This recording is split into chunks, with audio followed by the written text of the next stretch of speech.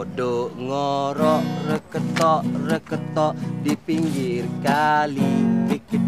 Kriketik lalu jatuh. Rokotoh terus mati.